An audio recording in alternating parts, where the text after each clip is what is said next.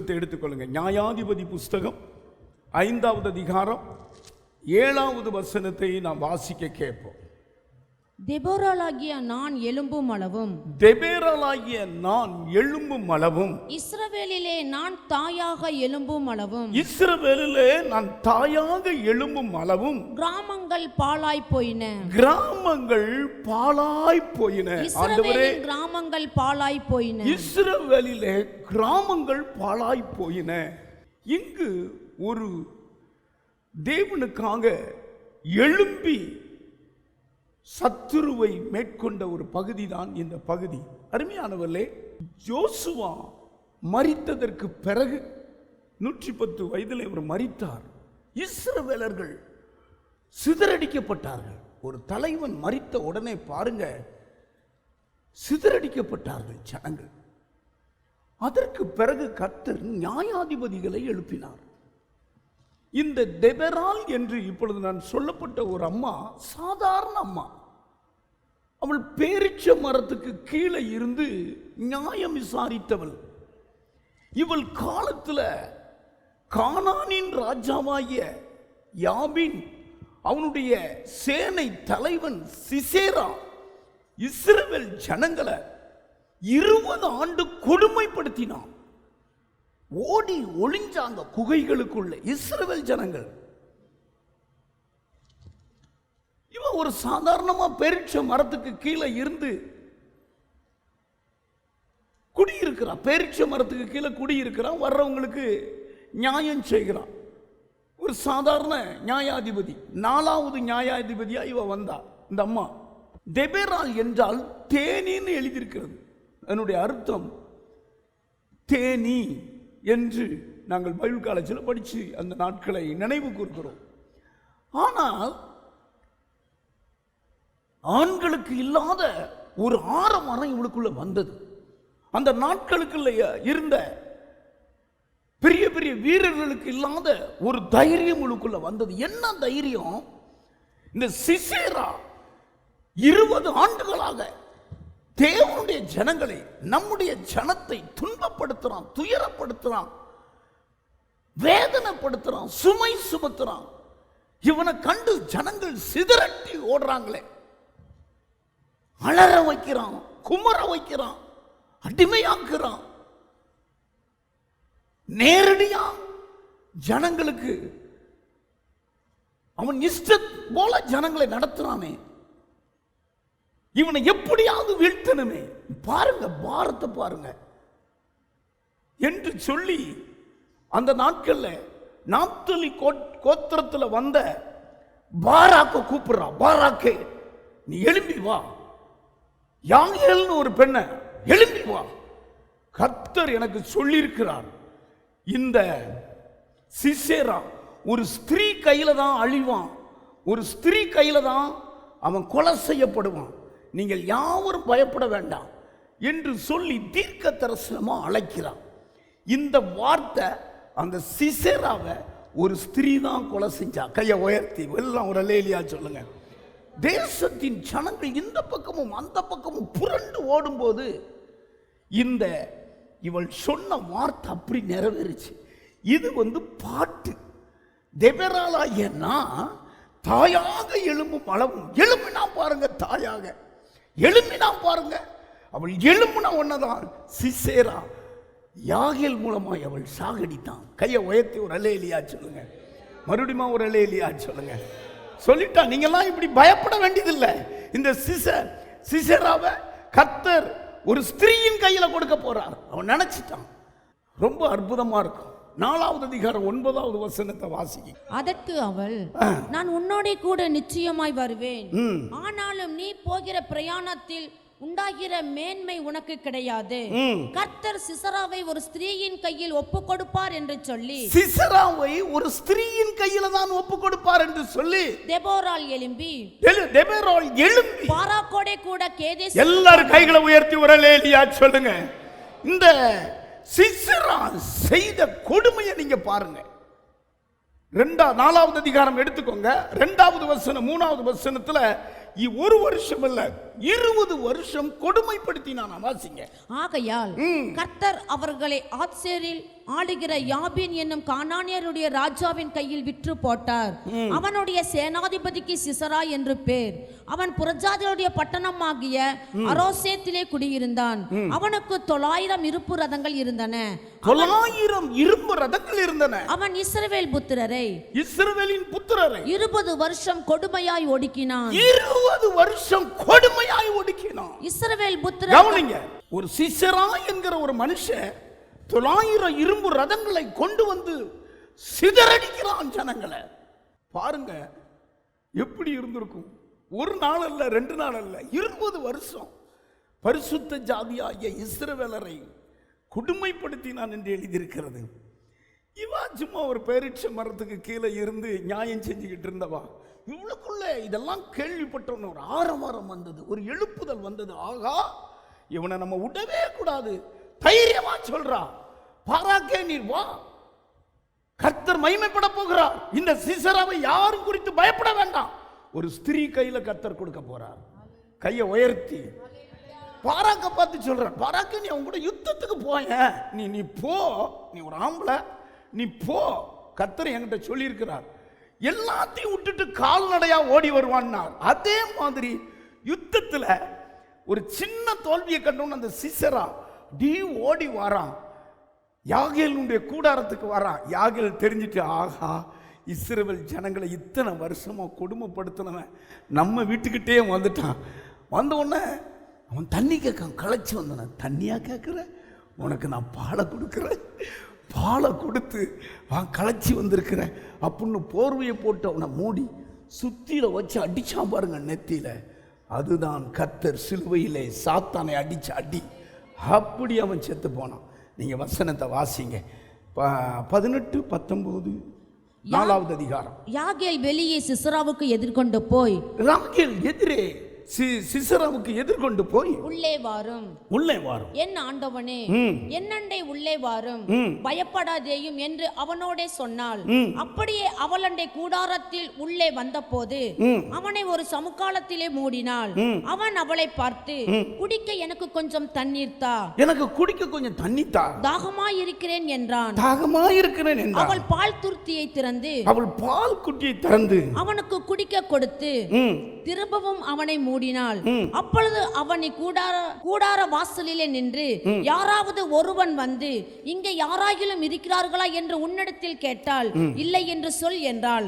பின்பு ஏபேரின் மனைவியாகிய யாகேல் ஒரு கூடார ஆணியை எடுத்து தன் கையிலே சுத்தியை பிடித்துக் கொண்டு மெல்ல அவனண்டையில் வந்து அவன் நெற்றியிலே அந்த ஆணியை அடித்து போட்டாள். அது உருவி போய் தரையிலே புதைந்தது. அப்பொழுது ஆயாசமாய் தூங்கின அவன் செத்து போனான். அவன் சொன்னா பாருங்க, பெரிய பெரிய இஸ்ரவேலினுடைய இராணுவ கூட்டமெல்லாம் ஓடி ஒளியும் பொழுது சொல்றா, பாராக்கே, ஒரு பெருமை உனக்கு வேண்டாம், இவனை ஒரு ஸ்திரீயின் கையில ஒப்பு கொடுப்பார். அது போல யாகேல் அடிச்சான் பாருங்க, கூடாரம் ஆணியை வைத்து. அவ்வளோ பெரிய ஒரு சரித்திரம் படைச்ச சிசேரா ஒரு பெண்ணின் கையில மாண்டு போனான். கைகளை உயர்த்தி ஒரு அல்லேலூயா சொல்லுங்க. அவன் செத்ததுக்கு பிறகுதான் அந்த பாட்டை பாடுறா. ஆஹா, வசனத்தை எடுங்க, வசனத்தை எடுங்க. தெபோராளாகிய நான் எலும்பும் அளவும், தெபோராளாகிய நான் எலும்பும் அளவும், இஸ்ரவேலிலே நான் தாயாக எலும்பும் அளவும், இஸ்ரவேலிலே நான் தாயாக எலும்பும் அளவும், கிராமங்கள் பாழாய் போயின. பால் படுத்திக்கிட்டு இருந்த பிசாசை அவள் எழும்பினாள். அவள் எழும்பி இந்த சத்துருவை ஒரு ஸ்திரீயின் கையில கர்த்தர் கொடுக்க போறார். அவள் எழும்பாத பட்சத்தில் இன்னும் கொலைகள் நடக்கும். எழும்பாத பட்சத்தில் இஸ்ரவேலர் இல்லாமல் போயிருவார்கள். அவள் எழும்பினாள் துணிச்சலோடு. சத்துருவை அழிச்சிட்டு தான் அந்த பாட்டு பாடுறா. இன்னொரு பாட்டும் பாடுறா, தெபோராளே விழி விழி, விழி விழி தெபோராளே, விழி விழி தெபோராளே, விழி விழி பாட்டு பாடு, விழி விழி பாட்டு பாடு, பாராக்கே எலும்பு, பாராக்கே எலும்பு. கைகளை தட்டி கர்த்தரை மகிமைப்படுத்துங்க. பாடுதான் இது, பாட்டு. சாத்தானை ஜெயித்த ஒரு பாட்டு தான். ஆமா, தெபோராளாகிய நான் எலும்பும் அளவும் கிராமங்கள் பாலாய் போயின. அப்படின்னா அந்த என்னுடைய செய்தியினுடைய தலைப்பு என்ன? தெபோராள் என்றால் நீங்க தான். நீங்க தான் ஒரு தேனி. கைகளை உயர்த்தி ஒரு அல்லேலூயா சொல்லுங்க. ஹல்லேலூயா. நீங்கள் தான் தேவனுடைய பாரத்தை வாங்கி கொண்டவர்கள், ஆத்துமா பாரத்தை வாங்கி கொண்டவர்கள். எங்கேயோ நடக்கிற காரியங்களுக்கு இங்கு அழுது புலம்புகிறீர்கள். நீங்க எழும்பினா போதும், நீங்க எழும்பினா போதும். ஒரே ஒரு பெண் எழும்பினார். 20 வருஷம் கொடுமைப்படுத்தி கொண்டிருந்த சிசராவை ஒரு கூடார ஆணியை வைத்து அவளை அடித்து நொறுக்கினான். உங்களுக்கு தெரியுமா? இதே பகுதி தான் இயேசு கிறிஸ்து பிசாசுக்கு செய்தார். துன்பப்படுத்தின, துயரப்படுத்தின, பாவத்தில் தன்னை நரகத்தை உண்டாக்கின பிசாசை, ஏவாள் மூலமாய் முழு உலகத்தை வஞ்சித்த பிசாசை எப்படி அவர் ஜெயித்தார்? மனப்படம் அந்த வசனம் சொல்வார். நமக்கு எதிரடையாகவும் நமக்கு விரோதமாய் இருந்த கட்டளையை அதில் நடுவில் இராதபடிக்கு சிலுவையிலே ஆணி அடித்து துரைத்தனங்களையும் அதிகாரங்களையும் உரிந்து கொண்டு வெளியரங்கமான கோலமாகி சிலுவையிலே வெற்றி சிறந்தார். கைகளை தட்டி கர்த்தரை மகிமைப்படுத்துவோம். ஆணி அடித்தார் பிசாசு மேல. இயேசு கிறிஸ்துவை தெய்வமாய் நாம் கொண்டதற்கு காரணம் என்ன? பிசாசினுடைய தலையை நசுக்கினார். யாங்கில் எப்படி? ஆஹா, மந்தவன் சத்துரு அல்லவா, நம்முடைய இரத்தத்தின் சந்ததியெல்லாம் அழித்தவன் அல்லவா. வா வா, தண்ணியில கேட்கான். தண்ணி கேட்கிறவனுக்கு என்ன கொடுத்தா? எவ்வளவு ஞானம் உள்ளவா பாருங்க. இதுக்கு எழுப்புதலுக்கு காரணம் ஒரு பேரித்த மரத்தின் கீழே குடியிருந்த தெபெரால் தான். கைகளை உயர்த்தி தெபெராலுக்குள்ளே ஆரம்பம் வந்தது. தெபெராலுக்குள்ளே எழுப்புதல் வந்தது. என்ன எழுப்புதல்? இஸ்ரவேலுக்குள்ளே நான் தாயாக எழும்புவேன். தாயின்னா என்ன தெரியுமா? சொல்லுங்க சொல்லுங்க. தாயாக காப்பாற்ற எழும்புவேன். இனி அழிக்க விட மாட்டேன்.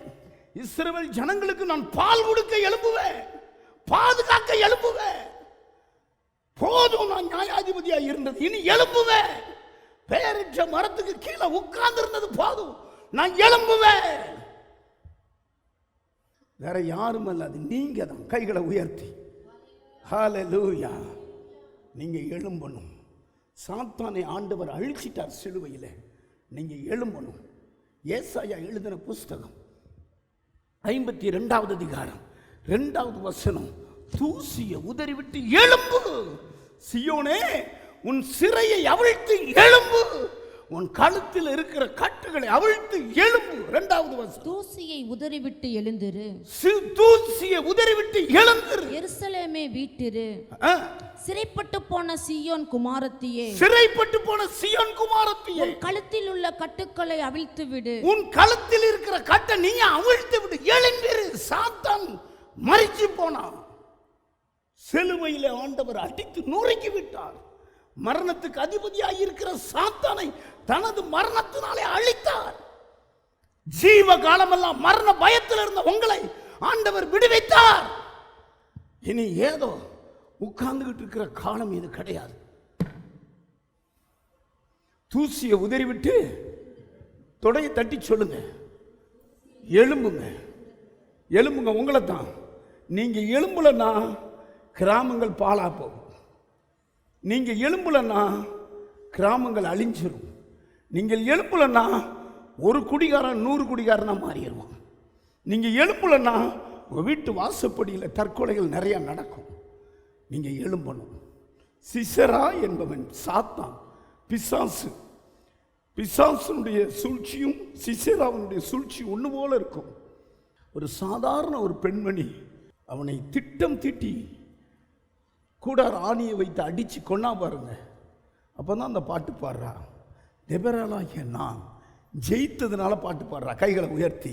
கர்த்தர் உங்களை ஜெயிக்க தான் கொண்டு வந்திருக்கிறார். ஹல்லேலூயா. தோத்து போகிறதுக்கு அல்ல. எங்கெங்கெல்லாம் தோத்து போனீங்களோ அங்கங்கெல்லாம் ஜெயிச்சா சந்தோஷமாக இருந்தா சங்கீதம் பாட கடவுள். ஹல்லேலூயா. அது வரைக்கும் இவனுக்கு பாட்டு வரலையே. சிசேரா என்னைக்கு செத்தானோ அன்னைக்கு இவளுக்குள்ள பாட்டு வந்தது, கலிகூறுதல் வந்தது. கைகளை உயர்த்தி ஒரு அல்லேலூயா சொல்லுங்க. ஹல்லேலூயா. கர்த்தர் நல்லவர். கைகளை உயர்த்தி அல்லேலூயா. ஆண்டவருடைய வேலையெல்லாம் எழுப்பி விடுகிற வேலை. பெரிய ஆமா, ரொம்ப பவர் உள்ள மனுஷன் எலியா.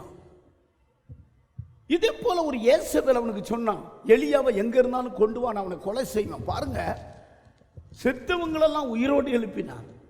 என் வாக்கின் பிரகாரம் 3 வருஷம் 6 மாதம் மழை பெய்யாதுன்னா அப்படியே மழை பெய்யலை. கையை உயர்த்தி இப்போ மழைக்கு கட்டளையிடுற மழை வருது. வானத்தை அடைக்கவும் திறக்கவும் இப்படிப்பட்ட மனுஷனுக்கு அதிகாரம் கொடுத்திருந்தார். இவன் போய் ஒரு பொம்பளை அரட்டின உடனே சூரச்செடியில் போய் படுத்துட்டான். ஆண்டவர் சொல்றாரு, ஒரு தூதனை அனுப்பி அவனை தட்டி, நீ எழும்பு, நீ போக வேண்டிய தூரம் வெகு தூரம், ஊழியம் பெரிய ஊழியம், ஆசைகள் ஒரு மனுஷனெல்லாம் நீ அபிஷேகம் பண்ணணும், இங்க போய் படுத்திருக்கியப்பா, எழும்பு. வேற யாரையும் சொல்லலை, உங்களை தான் சொல்றாரு, உங்களை தான் சொல்றாரு. நீ யார் தெரியுமா? உன் ஜெபத்தை கேட்டு அற்புதம் செய்த. கேன்சர் மாறிச்சு, மரணம் ஜீவனா மாறிச்சு. ஆமாம், எத்தனை பேருக்கும் மரணம் வந்தது, உன்னை உயிரோடு காத்துக்கொண்டேன். நீ என்னுடைய கண்மணி, ஆமேன்னு சொல்லுங்க. எனக்கு பிரியமானவா. இன்னும் நீ உட்கார்ந்துக்கிட்டே இருக்கக்கூடாது. எங்கேயோ நடக்குன்னு சொல்லி நீ இங்கே அப்படி இருக்கக்கூடாது. ஒரு பாரத்தை கண்டா கதறணும். ஆண்டவர் சொல்றாரு, எழும்பு, உனக்கு இங்கே என்ன வேலைன்னு கேட்கிறாரு. ஹல்லேலூயா. ஆமாம், மறுபடியும் சூரச்செடியில் படுத்திருக்கிற போது சொல்றாரு, 1 ராஜாக்கள் எழுதின புஸ்தகம் 19வது அதிகாரம் 7வது வசனத்தை நான் வாசிக்கிறேன். கர்த்தருடைய தூதன் திரும்ப 2வது தரம் வந்து, முதல்ல தரம் வந்து அவனுக்கு தேவையான ஆகாரத்தெல்லாம் கொடுத்துட்டாரு. அவன் சாப்பிட்டுட்டு படக்குன்னு கை கழுவாம கூட வாயை கூட துடைக்காம படுத்துட்டான். 2வது தடையும் வராரு. ஆமா, 2வது தடையும் வந்து சொல்லுங்க. இப்ப நான் கேள்வி எழுப்பி எழுந்திரு போஜனம் பண்ணு, எழுந்திரு போஜனம் பண்ணு, நீ பண்ண வேண்டிய பிரயாணம் வெகு தூரம், நீ பண்ண வேண்டிய பிரயாணம் வெகு தூரம் என்றார். 9வது வசனம் வாசிங்க. அங்கே அவன் ஒரு கெபிக்குள் போய் தங்கினான். இதோ கர்த்தருடைய வார்த்தை அவனுக்கு உண்டாகி, அவர், எலியாவே, இங்கே உனக்கு என்ன காரியம் என்றார். இங்க உனக்கு என்ன வேலைப்பா? இங்க நீ என்ன எப்படிப்பட்ட மனுஷன்? திருநையில போய் உட்கார்ந்து பேசிக்கிட்டு இருக்கு, டெய்லர் கடையில், டீ கடையில் பேப்பர் படிச்சுக்கிட்டு இருக்கு. நீ யாரு? உனக்கு இங்கே என்ன வேலை? ஊழியத்துக்கு போயிட்டு இருக்கிற ஒரு பிரதர் ஒரு இடத்துல நின்றார். ஒரு 20-30 அடியில் ஒரு டாக்ஸ்மா கடை இருக்குது. இவர் அங்கே போகிற மாதிரி நிற்கிறாரு. நான் போனவன் பார்த்துட்டு திரும்ப வந்து அவர் கையை கிடுக்கிடுன்னு ஆடிட்டார். நான் அங்கே வந்தேன் இங்கே வந்தேங்கிறார். நான் கேட்டேன், உமக்கு என்ன வேலை? இங்கே என்ன வேலை? நம்மளை பார்த்து ஆண்டவர் கேட்குறார், உனக்கு என்ன வேலை? சாராய கடைக்கிட்ட நமக்கு உனக்கு என்ன வேலை? நீ யாரு? நீ சூரச்செடியில் படுத்திருக்கிற ஆளா? ஒரு பொம்பளை தெபேரால் எழும்புனா சிசராவை அழிச்சா. கையை உயர்த்தி நீங்கள் எழும்புங்க, கூட்டம் கூட்டமாக ஜனங்களை மீட்டுக் கொள்வீங்க. கையை உயர்த்தி எல்லாரும் ஒரு அல்லேலியா சொல்லுங்க, மறுபடியும் ஒரு அல்லேலியா சொல்லுங்க. அங்கு ஒரு சப்பானியை 4 பேர் சுமந்து வச்சிருக்கிறாங்க, பிச்சை கேட்டுக்கிட்டு இருக்கிறான். ஐயா எனக்கு பிச்சை போடுவேன். பேதருக்குள்ள ஒரு வல்லமை வந்தது. பிச்சையா கேட்க, என்கிட்ட வெள்ளியும் இல்லை பொண்ணும் இல்லை, இயேசுவின் நாமத்தினால எழுந்து. அப்படி நம்ம கையை பிடிக்கிறக்குள்ள கால்களும் கரடுகளும் பலன் கொண்டதான். இன்னைக்கு பலன் கொள்ள போகிறது. கைகளை உயர்த்தி, இதான் நம்முடைய வேலை. எழுப்பி விடுறது நம்ம வேலை. பக்கத்தில் பார்த்து சொல்லுங்க, இன்னைக்கு அபிஷேகம் பண்ணப்பட்டவங்க உட்கார்ந்து இருக்கக்கூடாது. தெபராலாகிய நான் தாயாக எழும்பும் அளவும் கிராமங்கள் பாலாய் போயின. நீ எழும்புலன்னா கிராமங்கள் பாலாய் போகும். சத்துருவை அழிச்சிட்டு குதூகலமாய் கொண்டாடுறான், குதூகலமாய் பாட்டு பாடுறான், ஆடி பாடி, ஐயோ நான் எழும்பினேன், இந்த சத்துருவை நான் அழித்தேன், நான் எழும்பாம இருந்தா பாலா போயிருக்கும், இன்னும் 10 கிராமத்தை அழிச்சிருப்பான். ஆமாம், நாங்கள் இந்த உலகத்தில் நடக்கிற காரியங்கள் வச்சு ஜெபம் பண்ணுவோம். கையை உயர்த்தி அல்லேலூயா. நேற்றெல்லாம் அம்மாவுடைய ஜெபத்தை யூடியூப்ல பாருங்க, இருந்தா போட்டு விட்டாங்களா என்னன்னு தெரியல. பயங்கர பவர். ஆமாம், பயங்கரமான ஒரு ஜெபம். அதனால தான் நான் தைரியமா சொல்றேன், கொஞ்ச நாளைக்குள்ள சட்டங்கள் எல்லாம் மாறப்போகிறது. கர்த்தர் தம்முடைய ஜனங்களை தம்முடைய பக்கமாய் திருப்ப போகிறார். ஹல்லேலூயா. எல்லாரும் ஒரு அல்லேலூயா சொல்லுங்க. ஆமா, பக்கத்துல அந்த வசனத்தை சொல்லுங்க. தெபராலாகிய நான் தாயாக எழும்பும் வரை கிராமங்கள் பாழாய் போயின. ஆவியானவர் சொன்னார், அந்த வசனத்தை சொல்லி நீ பிரசங்கம் பண்ணு, எழுப்பி விடுன்னு சொன்னார். எழுப்பி விடு, தூசியை உதறி எழுப்பி விட சொல்லு. ஆமா, தட்டி எழுப்பு சொல்லு. போதும். உட்கார்ந்துகிட்டு இருந்தது, தூசியில உட்கார்ந்துகிட்டு இருந்தது, சோர்வுல உட்கார்ந்து இருந்தது. ஆமா, கடன் பிரச்சனையில உட்கார்ந்து இருந்தது. போதும். உன்னை விட நிறைய கடன்காலிகள் இருக்காங்க, நீ எந்திரிச்சு உன் கடனை மாத்திருவேன்ட்டார். ஹல்லேலூயா. பாவ பிடியில சிக்கி இருக்கிறாங்க, எந்திரி, எழும்பு. இந்த தெபராளுடைய வார்த்தையெல்லாம் பாராக்கே எழும்பு, யாகேலே எழும்பு, இதான் அவளுடைய கூரை. நான் நல்ல நேரம் கெட்ட நேரம் பார்த்தது போதுமாப்பா, நான் இனி உங்களெல்லாம் எழும்ப சொல்லுவேன் அப்படின்னு எழும்புனா பாருங்க, ஒரு பெரிய சக்கரவர்த்தியே க்ளோஸ் கைகளை உயர்த்தி நீங்க எழும்ப எழும்ப சாத்தானை உங்க காலுக்கு கீழே தருவா. சமாதானத்தின் தேவன் தானே சொல்லுங்க, சாத்தானே அது சீக்கிரமாய் உங்க காலுக்கு கீழே, சீக்கிரமா உங்க ஏரியாவில் உலாவி கொண்டிருக்கிற மதுவும் குட்டிவெறியின் ஆவிகள், வேசித்தன ஆவிகள், மதவாத ஆவிகள், அந்தகார சக்திகள், கிரியைகள் எல்லாம் உங்க காலுக்கு கீழே உங்க தலையை நிமிர பண்ண போகிறார். கைகளை உயர்த்தி ஹல்லேலூயா ஹல்லேலூயா. ஆமா, நீங்கள் கர்த்தருக்காக எழும்பும் போது சத்துருக்கள் சிதறப்பட்டு போவார்கள். ஆமென் ஆமென் சொல்லுங்க. நீங்கள் எழும்பும் போது அற்புதங்கள் அடையாளங்கள் தாராளமாய் உங்களுக்கு நடக்கும். நீங்கள் எழும்பும் போது கர்த்தருக்காக ஆத்துமாக்களை திரளாய் தேவனண்டையிலே சேர்த்துக் கொள்வீர்கள். நீங்கள் எழும்பும் போது கர்த்தருடைய வல்லமையும் வரமும் உங்களுக்கு சொந்தமாகும். நீங்கள் கர்த்தருக்காக எழும்பும் பொழுது அசுத்தாவினுடைய மண்டலங்கள் உடைக்கப்படும். நீங்கள் கர்த்தருக்காக எழும்பும் போது ஒரு பரிசுத்த ஜாதி உங்களை பின்பற்ற ஆரம்பிக்கும். நீங்கள் கர்த்தருக்காக எழும்பும் போது தேவராஜ்யம் உங்களுக்காக கட்டப்படும். ஹல்லேலூயா. ஓ சதரமா கரபா. நீங்கள் கர்த்தருக்காக எழும்பும் போது விக்கிரகங்கள் எண்ணமற்று போகும். ஒரு பவுல் எழும்பினால் தீனாளின் விக்கிரகங்கள் எண்ணமற்று போயிடுச்சு. நீங்கள் எழும்பும் போது மந்திரவாதிகளுடைய வருமானம் நின்று போயிற்று. ஹல்லேலூயா. நீங்கள் கர்த்தருக்காக எழும்பும் போது இந்த வேத புஸ்தகத்தில் இருக்கிற வாக்குத்தத்தங்கள் வசனங்கள் உங்களுக்கு சொந்தமாகி அது ஜீவனுள்ளதாய் மாறும்.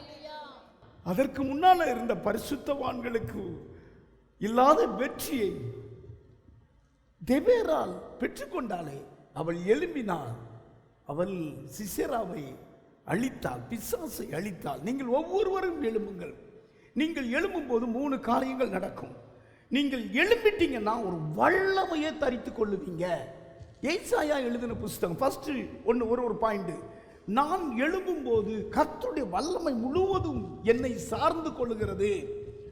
ஏசாயா 52 முதல் வசனம். எழும்பு எழும்பு சீயோனே, எழும்பு எழும்பு சீயோனே, உன் வல்லமையை தரித்துக்கொள். ஆமா, நீ எழும்பும் போது கர்த்தருடைய வல்லமை, வல்லமை கர்த்தருடையது. பக்கத்துல பார்த்து சொல்லுங்க, வல்லமை என்பது சொல்லுங்க அது தேவனை சார்ந்தது. நாம் ஆண்டவருக்காக யானை எழும்புறேன்னு சொன்னா அந்த வல்லமையை உங்க மேல வச்சிருவார். வேதம் சொல்லுகிறது, தம்மை பற்றி உத்தம இருதயம் கொண்டிருக்கிறவர்களுக்கு தம்முடைய வல்லமையை விளங்க கர்த்தருடைய கண்கள் பூமி எல்லாம் உலாவிக்கிட்டு இருக்கிறது. வல்லமையை அப்படி உங்களுக்கு தந்துருவாராம். நீ கர்த்தருக்காக பாரம் கொண்டு எழும்பிட்டா போதும், அந்த வல்லமையை தந்துருவாராம். இயேசுதான் அந்த வல்லமை. ஆமீன் சொல்லுங்க. இயேசுவை பார்த்தா இவர் யாருப்பா, ஐயோ இவர் யாரு, இவர் வாயிலிருந்து புறப்படுகிற வார்த்தை போல வல்லமை உள்ளதா இருக்கிறது. காற்றுக்கும் கடலைக்கும் கட்டளை இடுகிறாரே, அது அமைதலாகுதே. அந்த வல்லமை அப்படி உங்களுக்கு கொடுத்துருவார். லூக்கா 4:36 அந்த வசனம். ஆமா, அப்படித்தான் இருக்கும்னு நினைக்கிறேன். எல்லாரும் ஆச்சரியப்பட்டு இது என்ன வார்த்தையோ, இது என்ன வார்த்தை, அதிகாரத்தோடும் வல்லமையோடும் அசுத்த ஆவிகளுக்கு கட்டளையிடுகிறார், அவைகள் புறப்பட்டு போகிறது. அந்த வல்லமையை தான் உங்களுக்கு தரப்போறார். கையை உயர்த்தி ஆமென் சொல்லுங்க. அந்த வல்லமை அங்க ஆச்சரியப்பட்டாங்க அல்லவா, அந்த வல்லமை. இன்னொரு தடவை கூட ஆச்சரிப்பு, தச்சன் மகன் அல்லவா, யோசேப்பின் குமாரன் அல்லவா, இவருடைய சகோதரன் நம்ம கூட இருக்க, இவர் என்ன இப்படி ஆச்சரியத்தை கண்டு, அற்புதங்களை கண்டு, அவருடைய வல்லமையை கண்டு எல்லாரும் ஆச்சரியம். அதே வல்லமையை நீ கர்த்தருக்காக எழும்பிட்டா உங்களுக்கு தருவார். உங்க பேரை சொல்றேன், உங்களுக்கு தருவார். கர்த்தருடைய வல்லமையை பெற்றுக்கொள்ளணுமா? ஆண்டவர் ஊழியத்துக்கு அழைக்கும் போது சொன்னார், சாத்தானுடைய சகல வல்லமையும் மேற்கொள்ள உனக்கு அதிகாரம் தரேன். வாசிங்க பாப்போம், லூக்கா 10:19. சர்ப்பங்களையும் தேள்களையும் மிதிக்கவும் சத்துருடைய சகல வல்லமையும் மேற்கொள்ளவும் உங்களுக்கு நான் உங்களுக்கு அதிகாரம். பாருங்க, கர்த்தருக்காக எழும்பிட்டா போதும், ஒரு வல்லமை வந்துடும். நான் சாதாரண ஆள், டிராக்ஸ் கொடுத்துக்கிட்டு இருந்த ஆள். ஆமா, எனக்கு போன்லாம் பெரிய பெரிய இடத்துல இருந்தெல்லாம் இப்போ வர ஆரம்பிச்சிட்டு, கையை உயர்த்தி அல்லேலூயா. எப்படி வருது தெரியுங்களா? நீ தூத்துக்குடிக்காரர் தான் நான் ஜெயராஜ். ஆமா. 3000 பேர் உங்க சபைக்கு வர்றாங்களா? ஆமா. உங்களுடைய சபை வல்லமை நிறைஞ்ச சபையா? ஆமா. யூடியூப்ல பாருங்க, வல்லமை வெளிப்படும். சாதாரண ஆளு. எதுக்கு வல்லமை இப்படி வெளிப்படுத்துறாரு? ஆண்டவருக்காக நான் எழும்பினதுனால. கையை உயர்த்தி நீங்க எழும்புங்க, நீங்க எழும்புங்க. நேற்று அம்மா ஒரு வார்த்தை சொன்னாங்க, ஜான் மேக்ஸ். ஆமா, ஸ்காட்லாந்து தேசத்தின் எழுப்புதலை கொண்டு வந்த ஜான் மேக்ஸ். ஸ்காட்லாந்தை எனக்கு தாரும், இல்லை என்றால் நான் செத்து போறேன்னு சொன்னாராமா. பல மணி நேரம் ஜெர்மனிட்டு அப்படி வெந்திரிச்சு பார்த்தா ராணி வேதனைப்படுவாளாமா. கையை உயர்த்தி அல்லேலூயா. ஜான் மேக்ஸினுடைய ஜெபத்தை கேட்டு சொல்லுவான், ஒரு வாயை போய் அடங்க, எனக்கு இங்க எரியுதுன்னு சொல்லுவானாமா. கையை உயர்த்தி அல்லேலூயா. சிறைச்சாலைகளை, ஆமா, அதாவது அந்த ஸ்காட்லாந்து தேசம், நம்ம போலீஸ்காரங்களை பற்றி சொல்லுவாங்க. ஓ, நம்முடைய இந்திய தமிழ்நாட்டின் போலீஸ்காரங்கள்லாம் ஸ்காட்லாந்து போலீஸ்காரங்க இருக்காங்கம்பாங்க. ஹல்லேலூயா. காரணம் என்ன? எல்லாரும் ஒரு தேவ மனுஷனால எல்லாரும் மனம் திரும்பினாங்க. சிறைச்சாலை இல்லாத தேசம் ஸ்காட்லாந்து, சினிமா கொட்டகை இல்லாத தேசம் ஸ்காட்லாந்து, விபச்சார கூடம் இல்லாத தேசம் ஸ்காட்லாந்து, மதுபானம் இல்லாத தேசம் ஸ்காட்லாந்து. ஒரு மனுஷனால எழுப்புதல் வந்தது. கையை உயர்த்தி நீங்க எழும்புங்க. இயேசு எழும்பினார், நம்மளை ரட்சித்தார். கையை உயர்த்தி ஹல்லேலூயா. ரெண்டாவது, இன்னொருக்காக நாம எழும்பணும். ஆமா, நம்ம எழும்பும் போது அந்த வசனத்தை திரும்பவும் படிங்க. எலும்பு எலும்பு சீயோனே, உன் வல்லமையை தரித்துக்கொள். பரிசுத்த நகரமாகிய எருசலேமே, உன் அலங்கார வஸ்திரங்களை உடுத்திக்கொள். அலங்காரத்தை கவனிங்க. நம்ம எழும்பும் போது அலங்கார வஸ்திரம்னு ஒரு வஸ்திரத்தை கர்த்தர் நம்மளை உடுத்துறாரு. அதுக்கு பேர் தான் ரட்சிப்பின் வஸ்திரம், அதுக்கு பேர் தான் நீதியின் வஸ்திரம்னு பேர். இந்த வஸ்திரத்தை கர்த்தருக்காக நம்ம எழும்பும் போது முழு மாற்றத்தையும் நமக்கு தந்துடுறாரு. உங்களுக்கு தெரியுமா, அலங்கார வஸ்திரம் என்பது இந்த கல்லு முத்து இதெல்லாம் வச்ச வஸ்திரம் இல்லை. அலங்கார வஸ்திரம் என்பது சாந்தமும் அமைதியிலும் உள்ள மறைந்திருக்கிற குணமே உங்களுக்கு அலங்காரம். கையை உயர்த்தி முழு மாற்றம் வருகிறது. ஆமா, புருஷனை பார்த்து ஏடா போடான்னு பேசுன அம்மா மதிப்பு கொடுக்க ஆரம்பிக்குது. கடவுளே, என் ஆண்டவனே. ஆமா, சாரால் புருஷனை எப்படி சொன்னா? ஆண்டவனே. அதுக்கு ஆமா, சிலவங்க வாடா போடா ஓடா அப்படிலாம் சொல்றாங்க. அப்படிலாம் இருக்கக்கூடாது. அதெல்லாம் அழகு கிடையாது. 1 பேதுரு எழுதின புஸ்தகம் 3வது அதிகாரம் 6வது வசனத்தில் ஒரு அழகை குறித்து எழுதியிருக்கிறது. அழியாத அலங்கரிப்பாய் இருக்கிற சாந்தமும் அமைதலும் உள்ள ஆவியே இருதயத்தின் மறைந்திருக்கிற குணமே உங்களுக்கு அலங்காரமாய் இருக்க கடவுளே. தலைக்கு மேல தட்டுங்க. கொஞ்சம் ஒரு மாற்றம் வரணும். ஆவிக்குரிய சபைக்கு போயிட்டு ஒரு மாற்றம், ஒரு பணிவு வரணும். அதுதான் ஆண்டவர் சொன்னாரு. ஒரு அழைச்சாரு. எப்படி சொல்லி அழைச்சாரு சொல்லுங்க, சொல்லுங்க. எப்படி சொல்லி அழைச்சாரு? வருத்தப்பட்டு பாரம் சுமப்பவர்களே நீங்க வாங்க, நான் உங்களுக்கு இளைப்பாறுதல் தரேன். நான் யார் தெரியுமா? நான் சாந்தமும் மனத்தாழ்மையுமா இருக்கிறேன். என் நுகத்தை ஏற்றுக்கொண்டு என்னிடத்துல கற்றுக்கொள்ளுங்க. ஆமா, திபோத் என்ற இடத்துல சாது சுந்தர் சிங் ஊழியம் செய்யும் பொழுது ஒரு பெரிய மலை, அதாவது அந்த என்ன சொல்றது, காட்டுவாசியினுடைய தலைவன் அவரை கரகரன்னு இழுத்துட்டு வந்து ஒரு கூண்டுக்குள்ள, அதாவது ஒரு கிணறுல போட்டு மூடி வச்சு மூடிட்டான். காலையில் அவரை எடுத்து கொலை செய்யணும்னு நினைச்சான். நீர் யாரியா? திடீர்னு எங்க காட்டுக்குள்ள வந்து என்ன? அவர் வந்து அமைதியாத்தான் இருந்தார். அமைதியா அப்படி இருக்க இருக்க இருக்க இருக்க அந்த மனுஷன் பார்த்து கீழே, அவர் காலுக்கு கீழே குப்புற விழுந்துட்டான். ஆமா, கையை வைத்து அவ்வளவு அருவாலை வச்சுக்கிட்டு இருந்தவன். அந்த புஸ்தகத்தை எடுத்து படிங்க. அந்த சாது சுந்தர் சிங்கினுடைய ஊழியத்தை குறித்து படிச்சா சூப்பரா இருக்கும். அப்படி அந்த மனுஷன் சொன்னாமா, நீங்க யாரு? நீங்க ஒரு தெய்வமா வந்து நிக்கிறீங்க, நான் உங்களை கொலை செய்ய நினைச்சேன். அந்த அவர் போட்ட அந்த கிணக்குள்ள ஆயிரக்கணக்கான மண்ட ஓடுகள், எலும்புகள். அவனுக்கு அதான் வேலையாமா. ஜனங்கள் மாம்சம் சாப்பிட்ற ஒரு காட்டுவாசி. இதுவரைக்கும் போலீஸ் அடங்க முடியாதது. இவருடைய பிரசங்கத்தை கேட்டு சரணடைஞ்சானாமா கைகளை உயர்த்தி. காரணம் என்ன? அவருக்குள்ள இருந்த சாந்தம். இயேசு கிறிஸ்துவை போல அவர் பூமியில வாழ்ந்திருக்கிறார். ஆகையினால தான் சரித்திரம் படைச்சிருக்கிறார். நாமும் நம்முடைய வாழ்க்கையிலே சாந்தம் வேண்டும். ஆமா, சாந்தமும் அமைதியும் உள்ள அந்த குணம் நமக்கு வேணும். கையை உயர்த்தி ஒரு அல்லேலியா சொல்லுங்க. மறுபடியும் ஒரு அல்லேலியா சொல்லுங்க.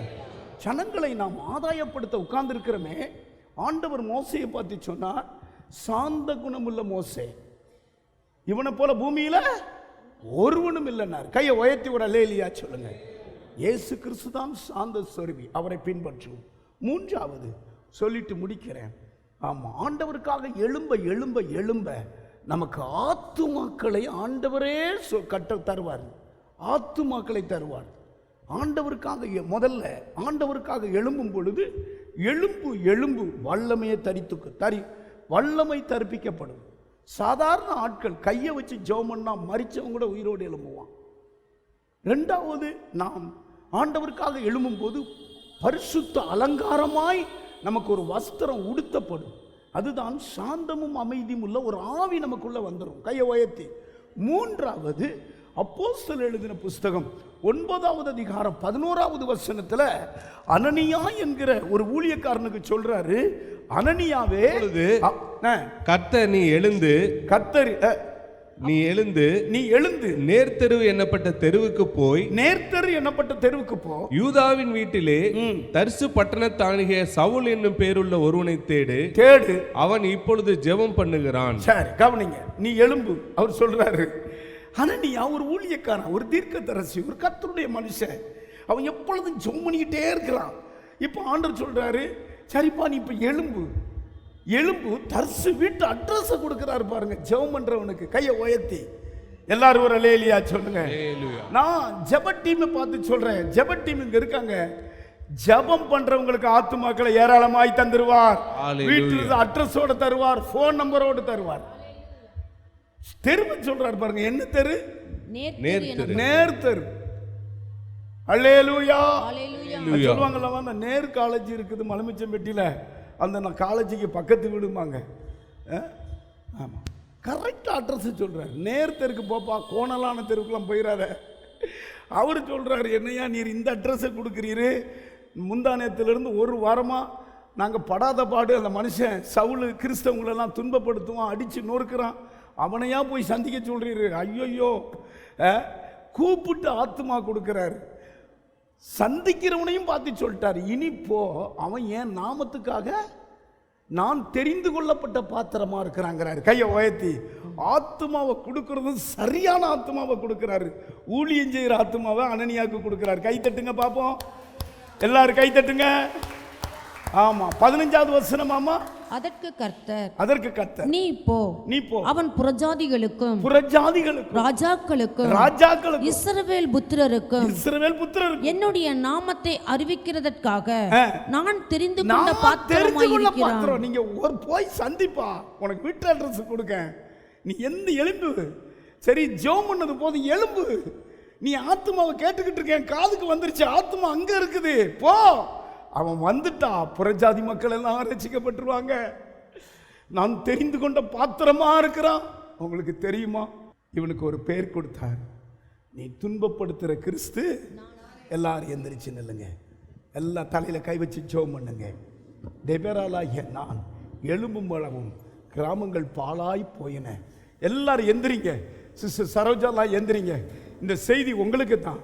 நீங்க இனி வீட்டில் உட்கார்ந்து இருக்கக்கூடாது, கால் வலிக்கு இடுப்பு வலிக்குன்னு இருக்கக்கூடாது. எல்லாம் சுகம் கொடுத்துட்டாரு, எழும்பணும். எல்லாம் அந்த வார்த்தையை சொல்லுங்க, பிரசங்க வார்த்தையை சொல்லு. மார்க்கிறேன் சொல்லு, யோனத்தான், ஆமா நாத்தான் சொல்லுங்க. கர்த்தருடைய பிள்ளைகள் இந்த வசனத்தை சொல்லுங்க. டெபராலாகிய நான் எழும்பும் அளவும், டெபராலாகிய நான் தாயாக எழும்பும் அளவும். ஓ ராபா பாபா பாபா. கை தலையில கை வச்சு ஜெபம் பண்ணுங்க. இப்பொழுது நீங்க எழும்ப எழும்ப ஒரு வல்லமை உங்க மேல வருகிறது. சாதாரண உங்களுடைய கை சுகமாக்கும் கையாய் மாறுகிறது. சாதாரண உங்களுடைய வார்த்தை ஜீவனுள்ள வார்த்தையாய் மாறுகிறது. எங்கேயோ கிரியை செய்ய போகிறது. நீங்கள் எழும்பும் எழும்ப எழும்ப உங்களுடைய சுபாவம் கம்ப்ளீட்டாய் மாறுகிறது. ஒரு சாந்தத்தின் ஆவி, ஒரு அமைதலின் ஆவி உங்க முன்னாலேயே நிற்கும். ஹல்லேலூயா. நீங்க எழும்ப எழும்ப உங்களுக்கு ஆத்துமாக்களையே கர்த்தர் தருவார். அட்ரஸோடு தருவார். வீட்டு அட்ரஸோடு தருவார். அவன் ரவுடி, அவன் கிறிஸ்தவங்களை துன்பப்படுத்துறா இல்ல, நான் புறஜாதிக்காக தெரிஞ்சிட்டேன், நான் தெரிந்து கொள்ளப்பட்ட பாத்திரன்னு சொல்லி நீ போ. அவன் போனா கவனிங்க, எல்லாம் கையை என்ன கண்ணை திறந்து பாருங்க. போய் அனனியா மேல கையத்தான் வச்சார். அப்படி மீன் செதில் போல அப்படி விழுந்தது. அன்னைக்கு எழும்பினவர் தான் அந்த சவுல் பவுலாய் மாறினார். நிறைய நிருபம் ஆண்டவருக்கு அடுத்தபடி அந்த ஆத்துமா தான் ஊழியம் செஞ்சது. கையை உயர்த்தி எல்லாம் கையை உயர்த்தி ஆரவாரம் பண்ணுங்களேன். ஆண்டவரே நான் எழும்புவேன்னு சொல்லுங்க, நான் எழும்புவேன்னு சொல்லுங்க, நான் எழும்புவேன்னு சொல்லுங்க. நான் எழும்புவதற்காக வல்லமையை தரித்து கொள்ள எழும்புவேன். அலங்கார வஸ்திரம் உடுத்தி கொள்ள எழும்புவேன். ஆத்துமாக்களை ஆதாயம் பண்ண எழும்புவேன். ஆத்துமாவை எனக்கு காட்டு ஆண்டவரே, ஆத்துமாக்களை காட்டு ஆண்டவரே, வீட்டு அட்ரஸோடு காட்டு ஆண்டவரே, எனக்கு ஆத்துமாக்களை தாரும் ஆண்டவரே.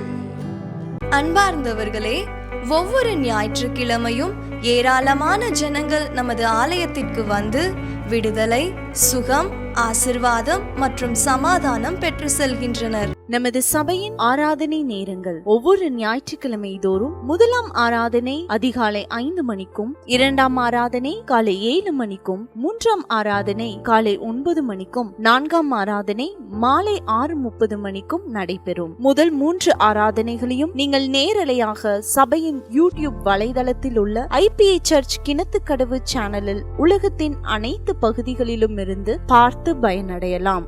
சிறுவர்களுக்கான ஓய்வு நாள் பள்ளி முதலாம் ஆராதனையில் காலை 5:45 மணிக்கும், இரண்டாம் ஆராதனையில் காலை 7:45 மணிக்கும், மூன்றாம் ஆராதனையில் காலை 9:45 மணிக்கும் நடைபெறும். மாதாந்திர அறிவிப்புகள். ஒவ்வொரு மாதமும் மாதத்தின் 1ஆம் தேதியன்று எண்ணெய் பூசி சுகமளிக்கும் வாக்குத்தத்த ஆராதனை அதிகாலை 5 மணிக்கும் காலை 10 மணிக்கும் நடைபெறும். ஒவ்வொரு மாதமும் 2ஆம் வெள்ளிக்கிழமை அன்று திறப்பின் வாசல் முழிரவு ஜெபம் இரவு 10 மணிக்கு நடைபெறும். ஒவ்வொரு மாதமும் 3ஆம் வெள்ளிக்கிழமை அன்று கட்டுகளை அவிழ்க்கும் உபவாச ஜெபம் காலை 10 மணிக்கு நடைபெறும்.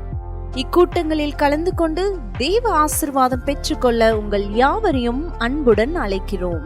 வாரத்திற்கான அறிவிப்புகள். ஒவ்வொரு புதன்கிழமையன்றும் வாலிப சகோதரர்களுக்கான ஜெப கூடுகை மாலை 7 மணிக்கு நடைபெறும். ஒவ்வொரு வியாழக்கிழமையன்றும் ஆண்களுக்கான ஜெப கூடுகை புதிய ஆலயத்திலும், பெண்களுக்கான ஜெப கூடுகை பழைய ஆலயத்திலும் மாலை 7 மணிக்கு நடைபெறும். ஒவ்வொரு ஞாயிற்றுக்கிழமையன்றும் வாலிப சகோதரிகளுக்கான ஜெப கூடுகை மாலை 5 மணிக்கு நடைபெறும். நமது சபையில் தினமும் காலை 10 மணி முதல் மதியம் 2 மணி வரை ஜெபக்குழுவாக இணைந்து சபைக்காகவும் தேசத்திற்காகவும் ஜெபங்கள் ஏறெடுக்கப்படுகிறது. சபை ஆராதனையில் கலந்து கொள்ள உங்கள் யாவரையும் அன்புடன் அழைக்கிறோம். எங்களது முகவரி IPA ஜெப ஆலயம், சர்வம் தியேட்டர் பின்புறம், பொள்ளாச்சி மெயின் ரோட், கிணத்துக்கடவு 642109.